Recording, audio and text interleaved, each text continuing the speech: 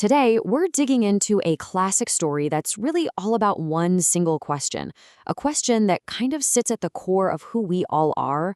Where do I fit in? The search for a place to belong. So let's just start right there. I'm asking you, where do you truly belong? I mean, think about it. It sounds like such a simple question, right? But the answer? The answer is almost never easy. For a lot of us, it can take an entire lifetime to even start figuring that out. And our guide for this whole exploration is a character you probably already know. We're talking about Mowgli. Yeah, the boy raised by wolves deep in the Indian jungle. His entire story, from start to finish, is basically one long quest to answer that exact question.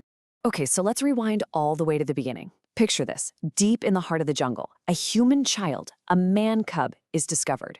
He's totally out of place in a world where he absolutely shouldn't be. And his future? Man, it is completely up in the air. Right from the get-go, he's at the center of this huge conflict. You've got the fearsome tiger, Shere Khan, who shows up demanding the boy. He's basically saying humans don't belong here. But Mother Wolf? No way. She stands her ground with these incredibly powerful words. She becomes his very first protector, his first real claim to having a home. And get this, it's not just her. A whole little community steps up for this kid. You've got Mother Wolf, of course, defending him.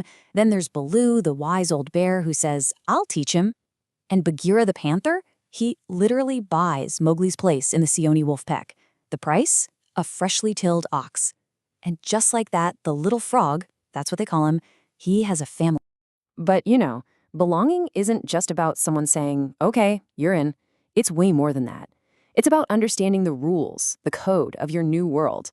And for Mowgli, that meant he had to learn the one thing that held his entire new home together, the law of the jungle. Now, when you hear law of the jungle, you probably think survival of the fittest, right? Dog eat dog world. But that's not it at all, not here. It's actually this incredibly complex social code. It's a whole system built on things like loyalty, respecting boundaries, and really understanding where every single creature fits in. This law, it's the absolute foundation of their community. But, as always, not everyone plays by the rules. And this is where Mowgli is about to learn a really tough lesson. He's about to see the difference between a real community and one that's just a total sham. And boy, does this comparison spell it out. On one hand, you've got his wolf pack, all about loyalty, respect, order. But then you have the Bonderlog, the monkey people. They're just chaos. They snatch Mowgli, they tell him all these great things, we'll make you our leader. But it's all just hot air. They're the definition of empty promises. No honor, no law, no nothing. So when his real family, we're talking Baloo, Bagheera, and even Kaa the Python, comes storming in to rescue him from this ruined city, it all clicks for Mowgli. He gets it. Belonging isn't about being flattered or hearing empty promises. Real belonging, it's built on something solid. It's built on loyalty. Things are good for a while, but as Mowgli grows up, that foundation starts to show some cracks. That old threat, Shere Khan, he's back, and he starts poisoning the minds of the pack, whispering lies. And he's using the one thing against Mowgli that nobody can change, the fact that he's a human. Now, wise old Bagheera, he sees what's happening. He sees the danger on the horizon, and he gives Mowgli this absolutely critical piece of advice. And talk about irony, Bagheera tells him that to survive in the jungle, he has to embrace the one thing that truly makes him a man. He's got to learn the secret of the red flower. He's got to learn about fire.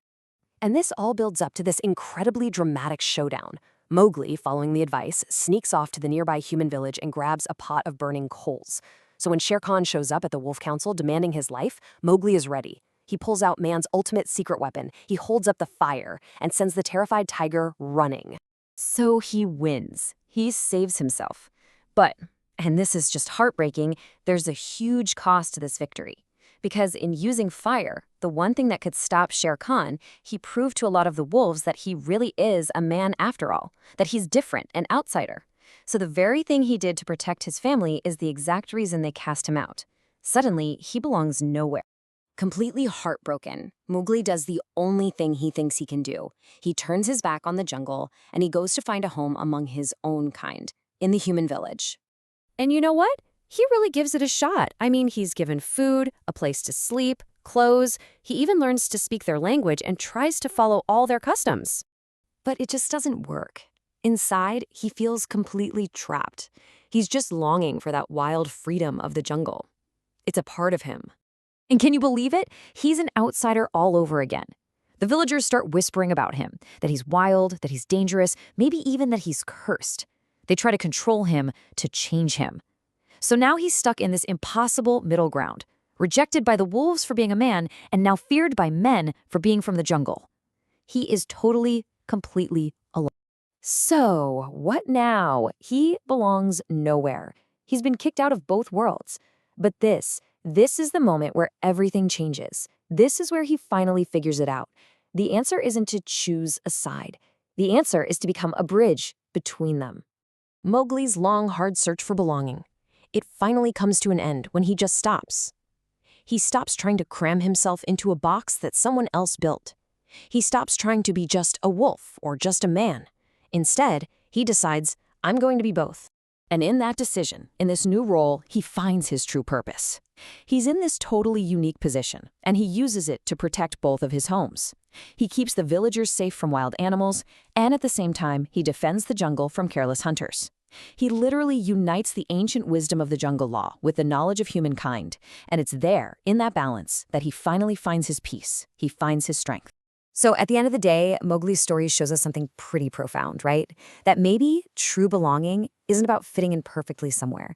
Maybe it's about embracing all the different parts of ourselves, even the pieces that don't seem to match.